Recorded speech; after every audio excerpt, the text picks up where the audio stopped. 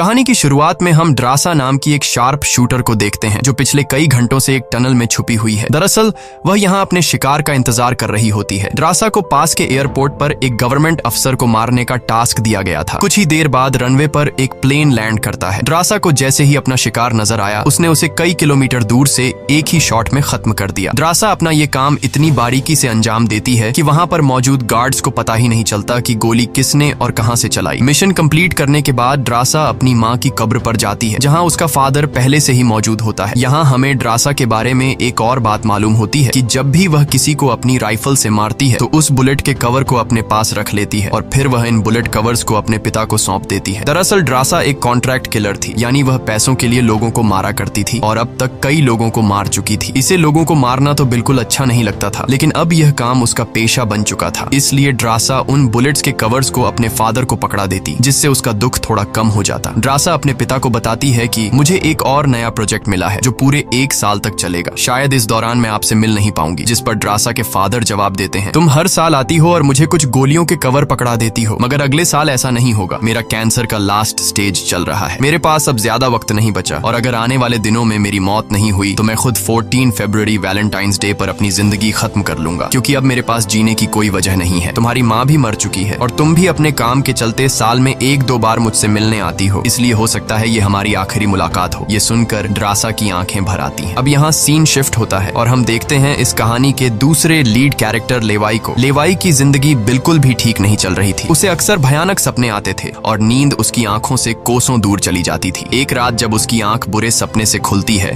तो लेवाई अपने घर से बाहर निकलकर समुद्र के किनारे पर आता है। यहाँ उसे थोड़ा बेहतर महसूस होता है और वह अपनी डायरी में कुछ लिखने लगता है। तभी लेवाई को अचानक उसके फोन पर एक मैसेज आता है। उस मैसेज में उसे एक एड्रेस दिया गया होता है जहाँ उसे जल्द से जल्द पहुंचने का कहा गया होता है। लेवाई बिना वक्त गंवाए एक मिलिट्री बेस पर पहुंचता है और वहां उसकी मुलाकात होती है एक लेडी ऑफिसर से जिसका नाम बार्तो है। बातचीत के दौरान हमें पता चलता है कि लेवाई कोई आम इंसान नहीं बल्कि एक आर्मी ऑफिसर था, लेकिन अब वह रिटायर हो चुका है। और सिर्फ इतना ही नहीं, वह एक डेडली स्नाइपर भी रह चुका है। वह अब तक 200 से भी ज्यादा लोगों को स्नाइपिंग से मार चुका है। बार्तो लेवाई से कहती है, मैं तुम्हें एक मिशन पर भेजना चाहती हूँ क्योंकि तुम एक बहुत ही अच्छे स्नाइपर हो और ये सिर्फ तुम ही कर सकते हो। लेकिन मिशन पर भेजने से पहले बार्तो लेवाई से एक बहुत ही जरूरी सवाल पूछती है, अगर तुम इस मिशन पर गए तो क्या तुम्हें याद करने वाला पीछे कोई है? ये बात सुनकर लेवाई को कुछ अजीब लगने लगता है, लेकिन फिर वह जवाब देता है, नहीं, मेरा इस दुनिया में अब कोई भी अपना नहीं है। ये सुनकर वो लेडी लेवाई से कहती है, तुम तैयारी कर लो, कुछ घंटे बाद तुम्हें उस मिशन पर भेजा जाएगा और वहाँ तुम्हें 1 साल के लिए रहना है। इसके बाद लेवाई को बेहोश कर दिया जाता है और जब उसकी आंख खुलती है तो वह अपने आप को एक एरोप्लेन में पाता है। लेवाई कुछ समझ नहीं पाता कि आखिर उसे कहाँ ले जाया जा रहा है और उसे किस तरह का मिशन सौंपा गया है। इसलिए लेवाई वहाँ पर मौजूद एक सोल्जर से पूछता है, मुझे कहाँ ले जाया जा रहा है? लेकिन वह सोल्जर लेवाई की इस बात का कोई जवाब नहीं देता, बस इतना कहता है, अपना आईडी और वॉच हमें दे दो, ये सब तुम्हें तब वापस मिलेगा जब तुम्हारा मिशन पूरा हो जाएगा। थोड़ी देर बाद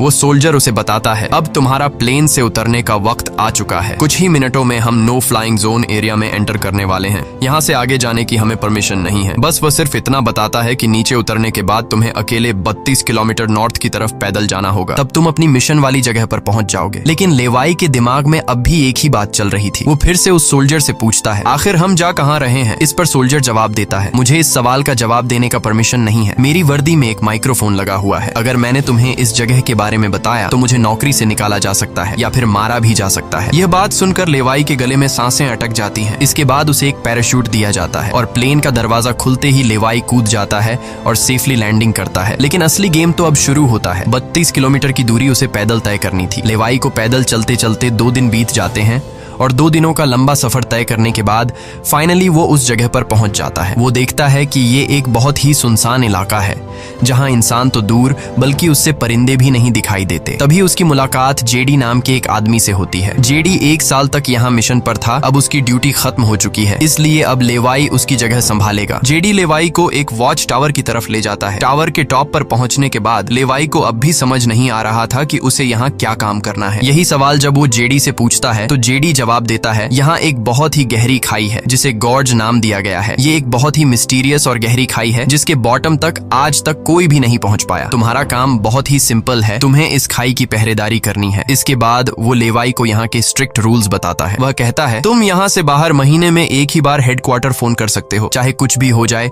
तुम बाहर की दुनिया से जुड़ने की उम्मीद मत रखना। ये टावर, जिसे हम वेस्ट टावर कहते हैं, इसके ठीक सामने ईस्ट टावर है, वह रशिया का है। वहाँ भी एक गार्ड अपनी ड्यूटी निभा रहा है, लेकिन तुम दोनों के बीच कोई भी कॉन्टैक्ट अलाउ नहीं है। तुम्हें सिर्फ अपनी ड्यूटी पर ध्यान देना है और हाँ, आने वाले खतरे के लिए हर वक्त तैयार रहना, क्योंकि यहाँ तुम पर किसी भी वक्त हमला किया जा सकता है। यहाँ ऑटोमेटिक गन्स और नीचे ढेर सारे लैंड माइन्स लगाए हुए हैं। अगर ऑटोमेटिक गन्स में गोलियां खत्म हो जाए तो उसे हमेशा रिलोड रखना, क्योंकि हमले के दौरान ऑटोमेटिक गन्स तुम्हारी बहुत काम आएगी। और आखिरी बात, अगर तुम्हें कभी भी यहाँ तेज सायरन की आवाज सुनाई देने लगे तो तुम बिना सोचे समझे यहाँ से भाग जाना। जेडी कहता है, मुझे भी नहीं पता कि ऐसा क्यों बोला गया है, लेकिन मुझे जो पिछले ड्यूटी वर्कर ने बताया था वही मैं तुम्हें बता रहा हूँ। लेवाई उसकी सारी बातें अच्छी तरह से सुन लेता है, पर उसका सवाल एक ही था। वह पूछता है, आखिर यहाँ ऐसा क्या है जिसके लिए इतनी स्ट्रिक्ट सिक्योरिटी लगाई गई है? तभी जेडी एक ग्रेनेड निकालता है और इस ग्रेनेड को उस गहरी खाई में फेंक देता है। ग्रेनेड जैसे ही खाई की गहराइयों में धमाका करता है, वहाँ से एक अजीब भयानक आवाज गूंजने लगती है। वो आवाज किसी इंसान की बिल्कुल भी नहीं थी, वो किसी ऐसी चीज की थी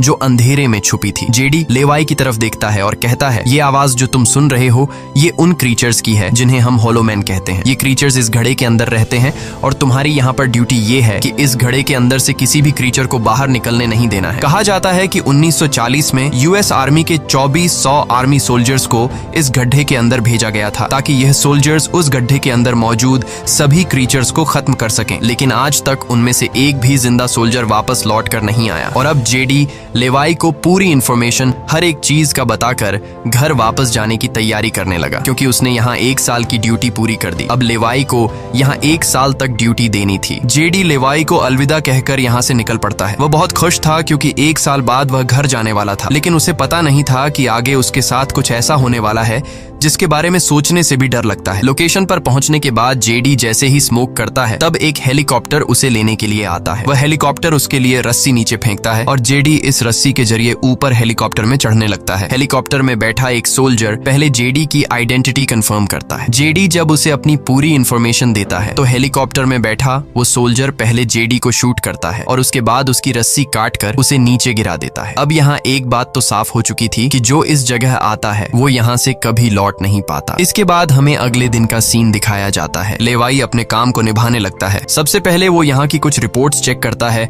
और जिन ऑटोमेटिक गन्स में गोलियां खत्म होती हैं उन्हें रीलोड करता है। इसी तरह से दिन गुजरते हैं और फिर 1 महीना। अब लेवाई को ये जगह बोरिंग फील होने लगी। वो सोचता है कि क्या 1 साल तक यहाँ बस अकेले ही रहना है, न किसी से बातचीत और न ही कोई एंटरटेनमेंट। इसीलिए टाइम पास करने के लिए वो अलमारी में रखी किताबें पढ़ने का सोचता है। जब वो अलमारी से किताबें निकालता है तो अचानक उसकी नजर अलमारी के पीछे की दीवार पर पड़ती है। उस दीवार पर कुछ नोट्स लिखे होते हैं। ये उन सभी लोगों के नोट्स थे जो इससे पहले इस टावर में अपनी ड्यूटी कर चुके थे। हर नोट में डर, अकेलापन और होलोमैन के खतरों का जिक्र था। एक दिन लेवाई को वेस्ट टावर से मशीन चलने की आवाज आती है। लेवाई जल्दी से अपने टेलीस्कोप से दूर से ईस्ट टावर को देखने की कोशिश करता है और तभी उसे एक लड़की दिखाई देती है और ये लड़की कोई और नहीं बल्कि ड्रासा होती है, जो कि उसकी अच्छी स्नाइपिंग की वजह से उसे इस टावर पर ड्यूटी दे दी गई थी। ड्रासा की खूबसूरती देखते ही लेवाई की नजरें उस पर जम जाती हैं, लेकिन लेवाई उससे बात नहीं कर पाता क्योंकि ऐसा करना रूल्स की खिलाफ वर्जी थी और ड्रासा को भी वेस्ट टावर में बैठे लेवाई के बारे में पता चल चुका था। अब इसी तरह से दिन गुजरते हैं और ये दोनों सोचते हैं कि क्या हमें एक दूसरे से बात करनी चाहिए या नहीं। कुछ दिन बाद ड्रासा का जन्मदिन आता है। अकेलेपन में घिरी हुई ड्रासा को लगता है कि उसे किसी से बात करनी चाहिए। वो लेवाई से बात करने की कोशिश करती है। ड्रासा एक व्हाइट बोर्ड के जरिए लेवाई से पूछती है, तुम्हारा नाम क्या है? इस पर लेवाई को रूल्स याद आते हुए कहता है कि नाम बताना अलाउड नहीं है, लेकिन ड्रासा मुस्कुराते हुए अपना नाम बताती है, मेरा नाम ड्रासा है। लेवाई भी ज्यादा न सोचते हुए अपना नाम बता देता है। ड्रासा बताती है कि आज मेरा बर्थडे है और ड्रासा अपने बर्थडे को सेलिब्रेट करते हुए डांस करने लगती है। ड्रासा लेवाई से पूछती है, क्या तुम्हें डांस करना आता है? लेवाई बताता है, नहीं, मुझे डांस करना बिल्कुल भी नहीं आता। जिस पर ड्रासा पूछती है, तो फिर तुम्हें क्या करना आता है? लेवाई जवाब देते हुए बोर्ड पर लिखता है, मैं शूटिंग थोड़ी बहुत अच्छी कर लेता हूँ। यहाँ ट्रासा उसकी शूटिंग स्किल्स चेक करने के लिए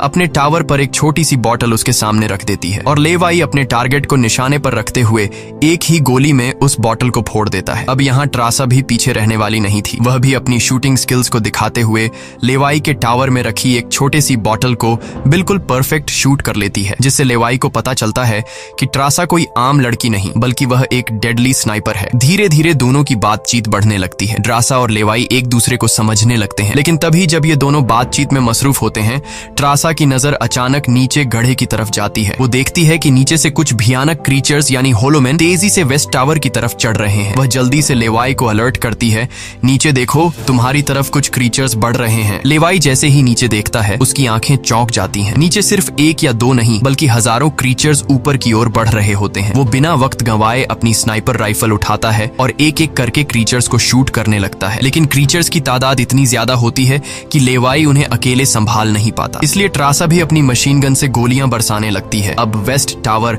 यानी ट्रासा की तरफ भी क्रीचर्स बढ़ने लगे। ये दोनों अपनी अपनी साइड से इन क्रीचर्स को मारने लगते हैं, लेकिन तभी लेवाई देखता है कि एक क्रीचर ऊपर ट्रासा के टावर तक पहुंच चुका है और वह क्रीचर जैसे ही ट्रासा पर हमला करने वाला होता है तो लेवाई ईस्ट टावर से अपनी जबरदस्त स्नाइपिंग स्किल्स का इस्तेमाल करते हुए उस क्रीचर को मार गिराता है। अब लेवाई और ट्रासा दोनों को एहसास हो जाता है कि इस खतरनाक जगह में अगर जिंदा रहना है तो उन्हें मिलकर लड़ना होगा। सब कुछ संभालने के बाद ट्रासा बताती है, ये मेरी लाइफ का सबसे बेस्ट बर्थडे था। अगली सुबह लेवाई नीचे लगी लैंड माइंस को ठीक करता है और ऑटोमेटिक गन को रीलोड करता है। तभी अचानक खाई के अंदर से एक ड्रोन निकलता है। वो ड्रोन कुछ सेकंड्स तक लेवाई की तरफ देखता है। ड्रोन अजीब तरीके से स्कैन करता है। ये देखकर लेवाई हैरान रह जाता है और उसे कुछ समझ नहीं आता कि ये ड्रोन क्यों और किसके लिए भेजा गया था। इस तरह से दिन गुजरते हैं और फिर महीने। इन दोनों की आपस में दोस्ती होने के बाद अब उनके दिन अच्छे गुजर रहे थे और अब उन्हें अकेलापन बिल्कुल भी महसूस नहीं होता था। पर एक दिन ट्रासा बहुत ज्यादा सैड होती है क्योंकि आज 14 फेब था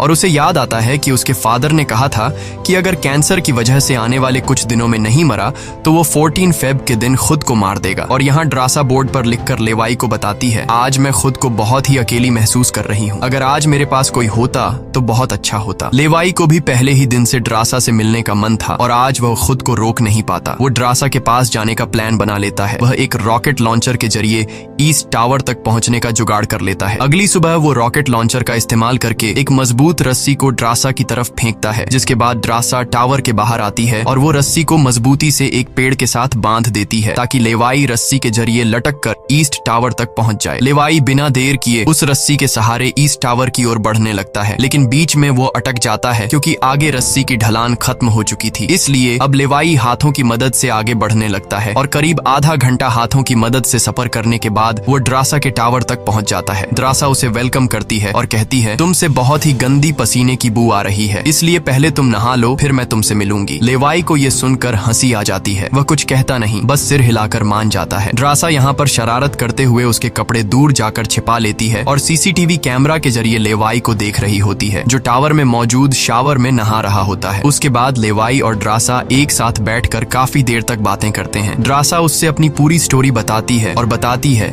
कि अब इस दुनिया में मेरा कोई नहीं रहा, सिर्फ मेरे फादर जिंदा बचे थे, पर कल के दिन उसने भी खुद को मार दिया होगा। यहाँ लेवाई भी ट्रासा को रात में आने वाले भयानक सपने और अपने उन दिनों के किस्से सुनाता है जब वो यूएस आर्मी में था। इस तरह से बातें करते करते रात हो जाती है। ट्रासा यहाँ एक सॉफ्ट म्यूजिक लगा लेती है। ये दोनों म्यूजिक की धुन पर डांस करने लगते हैं। इसी डांस के दौरान वो एक दूसरे के करीब आने लगते हैं और उनके बीच रोमांस होने लगता है। कुछ देर बाद लेवाई ट्रासा की तरफ देखकर एक मुस्कान के साथ कहता है, मैंने तुम्हारे लिए एक शायरी लिखी है, जब हम यहाँ से निकलेंगे तभी मैं तुम्हें वो शायरी दूंगा। अगले दिन लेवाई को वापस अपने वेस्ट टावर लौटना था। वह ट्रासा को अलविदा कहता है और रस्सी के सहारे वेस्ट टावर की तरफ चलना शुरू कर देता है। ट्रासा भी उसे जाते हुए देखती रहती है, लेकिन तभी हम देखते हैं कि कुछ क्रीचर्स ऊपर टावर की तरफ बढ़ रहे हैं, जिनमें से एक क्रीचर वहां लगे लैंड माइन से टकरा जाता है और एक जोरदार धमाका होता है। लैंड माइन के फटने से जो उसके लोहे के पार्ट्स हवा में उड़ जाते हैं, उनमें से एक पार्ट रस्सी से टकरा जाता है, जिससे रस्सी टूट जाती है और वह तेजी से उस खाई में गिर जाता है। है। लेवाई को गिरते देखकर ट्रासा बिना सोचे समझे अपना पैराशूट उठाकर वह भी उस खाई में कूद जाती है। खाई की गहराई में गिरने के बाद द्रासा पानी की तेज बहाव वाली नदी में बहने लगती है। वह किसी तरह करके नदी से बाहर निकलकर किनारे तक पहुंच जाती है। दूसरी तरफ लेवाई की किस्मत अच्छी होती है कि वो एक बड़े से पेड़ पर गिरकर लटक चुका था। इतनी ऊंचाई से गिरने के बाद उसे चोटें तो काफी सारी आ जाती हैं, पर उसकी जान बच जाती है। जैसे ही उसकी आंखें खुलती हैं, वो देखता है कि एक बड़ा कीड़ा उस पर हमला करने के लिए बढ़ रहा है। वो खुद को बचाने की कोशिश करता है, पर तभी पेड़ की लकड़ी टूट जाती है और लेवाई नीचे पेड़ की जड़ों पर गिर जाता है। नीचे गिरते ही पेड़ की जड़ों ने उसे अपनी गिरफ्त में लेने लगती है और लेवाई को जकड़ लेती है। उससे पहले कि ये जड़ें लेवाई को मार देती, वहाँ ट्रासा पहुंच जाती है। वो जल्दी से चाकू निकालकर इन जड़ों को काटने लग जाती है, जिससे लेवाई आजाद हो जाता है। इसके बाद लेवाई और ट्रासा चारों ओर देखने लगते हैं। हर तरफ सन्नाटा और डर का माहौल छाया होता है। तभी अचानक पेड़ों की आड़ से कुछ क्रीचर्स निकलकर उन पर हमला कर देते हैं। यहाँ उनके बीच एक बड़ी फाइट होने लगती है। लेवाई अपनी बंदूक संभालता है और पहली गोली सीधे एक क्रीचर के सर में मारता है। एक के बाद एक दोनों ने मिलकर दोनों क्रीचर्स को खत्म कर दिया। यहाँ लेवाई की नजर क्रीचर की डेड बॉडी पर पड़ती है। वह देखता है कि क्रीचर ने वही आर्मी वर्दी पहन रखी थी जो किसी जमाने में अमेरिकन सोल्जर्स की होती थी। ये देखकर लेवाई के रोंगटे खड़े हो जाते हैं। तभी उसे जेडी की वो बातें याद आती हैं जब उन्होंने बताया था कि 1940 में 2400 सोल्जर्स के एक बड़े ग्रुप को इस खाई में भेजा गया था और वो सैनिक कभी वापस नहीं लौटे थे। उसके बाद लेवाई और ट्रासा एक अजीब भयानक सी जगह पर पहुंच जाते हैं। यहाँ का मंजर किसी बुरे सपने जैसा था। हर तरफ इंसानों के सड़े गले शरीर पड़े थे और सबसे अजीब बात यह थी कि इन शरीरों के अंदर से पेड़ पौधे उग आए थे। ऐसा लग रहा था जैसे कोई जानलेवा वायरस ने इस जगह को अपनी गिरफ्त में ले लिया हो। तभी अचानक पेड़ों के बीच से कुछ हलचल होती है। लेवाई और ट्रासा समझ जाते हैं कि क्रीचर्स एक बार फिर उनका पीछा कर रहे हैं। डर के मारे यह दोनों तेजी से भागने लगते हैं और एक टूटी फूटी चर्च में घुस जाते हैं। दरवाजा बंद करने के बाद सामने उन्हें एक अजीब सा नजारा दिखता है। हर तरफ इंसानों की लाशें पड़ी हुई थीं। उनकी हालत देखकर ऐसा लग रहा था जैसे उन्होंने खुद अपनी जान ले ली हो ताकि इस वायरस से बच सकें। अचानक एक बड़ी मकड़ी ट्रासा के ऊपर कूद पड़ती है और ढेर सारी और भी मकड़ियां निकल आती हैं। ये मकड़ियां साइज में काफी बड़ी होती हैं। जैसे ही स्पाइडर उन पर हमला करता है, लेवाई और ट्रासा मिलकर उसे खत्म कर देते हैं। दूसरी तरफ चर्च का दरवाजा वो क्रीचर तोड़कर अंदर आ जाते हैं। लेवाई और ट्रासा अपनी जान बचाने के लिए उन पर फायरिंग शुरू कर देते हैं और जैसे तैसे करके उनसे अपनी जान छुड़ाकर चर्च से बाहर निकल आते हैं। तभी लेवाई की नजर सामने पहाड़ में बनी एक पुरानी सुरंग पर पड़ती है। वह दोनों फौरन उस सुरंग के अंदर घुस जाते हैं। अंदर जाकर उन्हें पता लगता है कि असल में यह एक पुरानी लैब है। यहाँ हर जगह टूटी फूटी कांच, मशीन्स और पुराने जंग लगे हुए कंटेनर्स पड़े थे। यहाँ लेवाई को एक पुराना डीवीडी कैसेट मिलता है। लेवाई डीवीडी को प्ले करता है और स्क्रीन पर एक लड़की नजर आती है। वह लड़की कहती है कि हम लोग यहाँ एक सीक्रेट केमिकल मिसाइल प्रोजेक्ट पर काम कर रहे थे। हमारे साथ सैकड़ों साइंटिस्ट थे, पर एक दिन यहाँ भूकंप आया। भूकंप के तेज झटके से मिसाइल की केमिकल लीक हो गई। जहरीला केमिकल हवा में मिलने लगा। कुछ ही घंटों में लोग वायरस से इन्फेक्ट होने लगे। वह लड़की अपना पेट दिखाते हुए बताती है कि मैं भी इन्फेक्टेड हूँ। हालांकि हमने मिलिट्री को सब कुछ बताया। हमने उनसे कहा कि इस पूरे इलाके को बॉम्बिंग करके तबाह कर दिया जाए ताकि इन्फेक्शन और फैल न सके, लेकिन उन्होंने हमारी बात नहीं सुनी। इस वीडियो को देखने के बाद लेवाई को वहाँ एक नए जमाने का कंप्यूटर मिलता है। लेवाई को समझ नहीं आता कि इस जगह में आज के दौर का कंप्यूटर कैसे रखा गया है। लेवाई उसे ऑन करता है और उसमें मौजूद जानकारी को देखकर एकदम सुन रह जाता है। उसे डार्क लेक नाम की एक कंपनी के बारे में पता चलता है जो पैरामिलिट्री बनाने का काम करती है। ये कंपनी यहाँ से इन्फेक्टेड लोगों के सैंपल्स इकट्ठा करके अपने कंट्री के सोल्जर्स को सुपर सोल्जर्स में कन्वर्ट करने के लिए उन पर एक्सपेरिमेंट करती है। यही वजह है कि कोई भी देश इस जगह को मिटाना नहीं चाहता। इसके अलावा लेवाई को यह भी पता चलता है कि यह जो खाई है, यहाँ पर एक बहुत ही बड़ा मिसाइल है जिसकी एक्टिवेशन पर जब वो फटेगा तो 4.2 किलोमीटर की लंबाई में सब कुछ मिटा देगा। लेवाई और ट्रासा ये सारा राज समझ जाते हैं। उन्हें पता चल जाता है कि जिस लेडी बार्तो ने उन्हें यहाँ भेजा था वही इस जगह की ओनर है और वो इस जगह का गलत इस्तेमाल कर रही है। और इस जगह को सीक्रेट रखने के लिए लेडी बार्तो हमेशा ऐसे इंसान को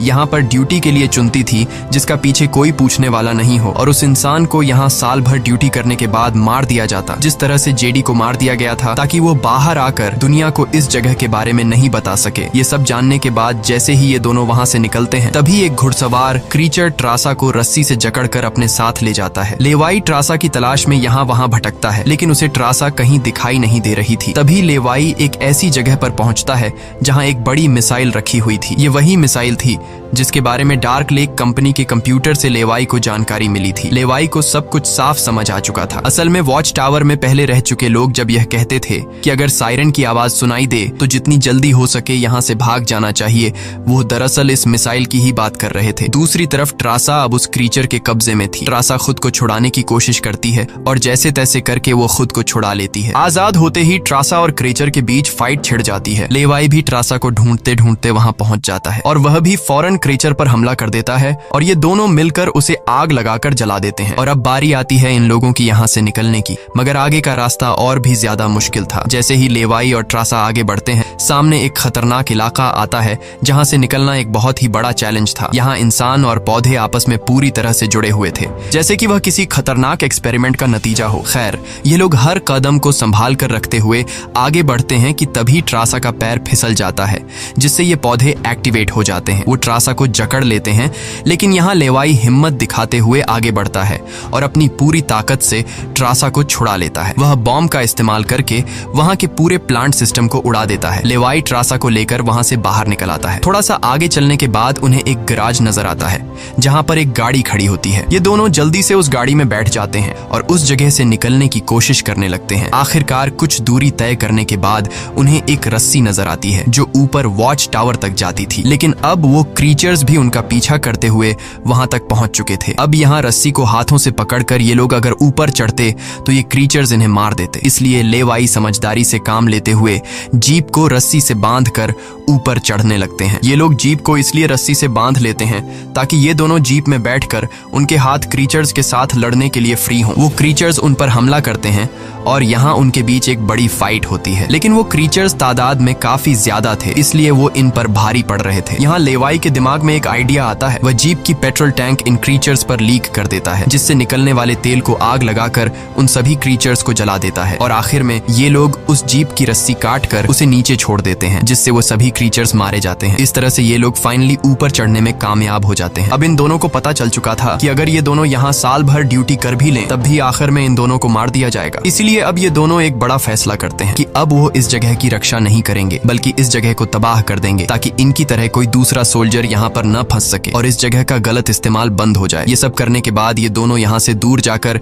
एक नई जिंदगी की शुरुआत करेंगे। यहाँ ट्रासा कहती है, मेरे पास फ्रांस में छुपने के लिए एक जगह है, हम वहाँ जाकर शादी करेंगे और आगे की जिंदगी वहीं पर बिताएंगे। लेवाई ट्रासा की बात मान जाता है और अब वह कहता है, मुझे वापस अपने टावर पर जाना होगा। मैं वहाँ जाकर टावर में एक बॉम्ब फिट करूंगा और साथ ही इस मिसाइल को भी एक्टिवेट कर दूंगा, जिससे यह पूरी जगह तबाह हो जाएगी। जिसके बाद लेवाई रस्सी की मदद से अपने टावर तक पहुंच जाता है। इस बीच लेडी बार्तो लेवाई से कांटेक्ट करती है और सवाल करती है, क्या तुम इस गड्ढे के अंदर गए थे, क्योंकि किसी ने हमारे कंप्यूटर को ऑन किया है। लेवाई यहाँ पर झूठ बोलकर बताता है, नहीं, मैं वहाँ नहीं गया था। लेकिन बार्तो जानती है कि लेवाई झूठ बोल रहा है। उन्होंने सिक्योरिटी कैमरास में सब कुछ देख लिया था कि लेवाई और ट्रासा दोनों गड्ढे के अंदर गए थे। फिर भी वो अपनी बात को आगे बढ़ाते हुए कहती है, अगर तुम नहीं गए तो फिर जाहिर सी बात है कि यह सारा काम उस वेस्ट टावर वाले गार्ड का है। तुम एक काम करो कि उस वेस्ट टावर वाले इंसान यानी ट्रासा को मार दो, क्योंकि उसने रूल तोड़ा है। यहाँ लेवाई हाँ तो बोल देता है, लेकिन बार्तो को पता चल चुका था कि यह उसे नहीं मारेगा और वह समझ चुकी थी कि ये दोनों अब यहाँ से भागने वाले हैं और बाहर जाकर दुनिया को इस जगह के बारे में बता देंगे। इसीलिए वह खुद हेलीकॉप्टर में यहाँ पहुँचती है। लेकिन बार्तो के पहुँचने से पहले ये दोनों अपनी पूरी तैयारी कर चुके थे। लेवाई टावर से काफी दूर जाकर अपनी लाइफ का सबसे लंबा शॉट लेता है और सीधा उस टावर पर गोली मारता है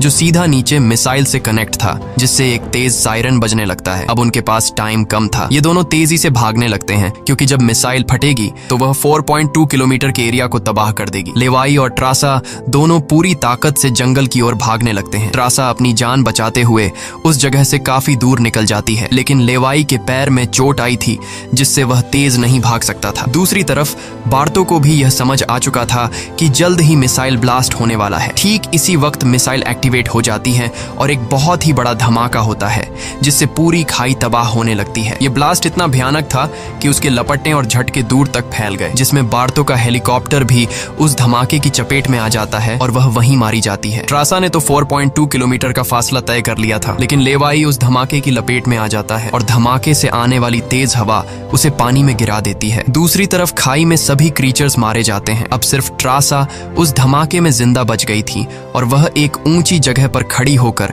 लेवाई का इंतजार करने लगी। इंतजार करते करते रात हो जाती है, लेकिन लेवाई का कोई अता पता नहीं चलता। वो समझ जाती है कि अब लेवाई जिंदा नहीं रहा, जिसके बाद कहानी यहाँ से कुछ महीने आगे शिफ्ट होती है। ट्रासा लेवाई की लिखी हुई कविता को पढ़ती है। हर एक एक शब्द में उसे लेवाई की यादें महसूस होती हैं। आंखों में आंसू लिए वो अपने दिल को संभालने की कोशिश करती है। अब ट्रासा एक नई जिंदगी की शुरुआत करते हुए फ्रांस के एक होटल में वेट्रेस की जॉब करने लगती है। लेकिन फिर अचानक एक दिन ट्रासा के सामने लेवाई आकर खड़ा हो जाता है। वह जिंदा था। लेवाई को देखकर ट्रासा की आंखें खुली की खुली रह जाती हैं। वह खुशी के मारे दौड़कर लेवाई को गले लगाती है और इसी के साथ यह कहानी खत्म हो जाती है। अगर वीडियो आपको अच्छी लगी हो तो हमारे चैनल को सब्सक्राइब और वीडियो को लाइक जरूर कीजिएगा।